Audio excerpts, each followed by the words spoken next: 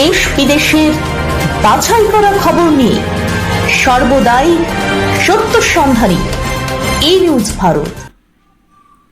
নমস্কার, ই নিউজ ভারতের সমস্ত দর্শক শ্রোতা বন্ধুদের জানাই শুভ নববর্ষের আন্তরিক প্রীতি, শুভেচ্ছা ও অভিনন্দন।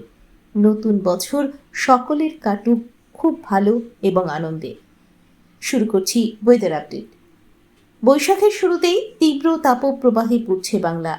হাওয়া অফিস জানাচ্ছে, পয়লা বৈশাখে তাপমাত্রা আরও বাড়বে। তবে আগামীকাল থেকে দক্ষিণবঙ্গ ও উত্তরবঙ্গের কিছু জেলায় বৃষ্টির পূর্বাভাস রয়েছে। হাওয়া অফিসের পূর্বাভাস অনুযায়ী ঝাড়গ্রাম ও সংলগ্ন গাঙ্গেয় পশ্চিমবঙ্গের উপর সমুদ্রপৃষ্ঠ থেকে প্রায় 0.9 কিলোমিটার উচ্চতায় একটি ঘূর্ণাবর্ত দানা বাঁধছে। পাশাপাশি দক্ষিণ অসম থেকে দক্ষিণ তামিলনাড়ু পর্যন্ত একটি উত্তর দক্ষিণ অক্ষরেখাও আছে। আর এই দুইয়ের প্রভাবে রাজ্যে বিভিন্ন জেলায় বাড়বে গরম। আজ সকাল থেকেই তাপপ্রবাহ দেখা যাবে, তাপমাত্রা ধীরে ধীরে বাড়বে।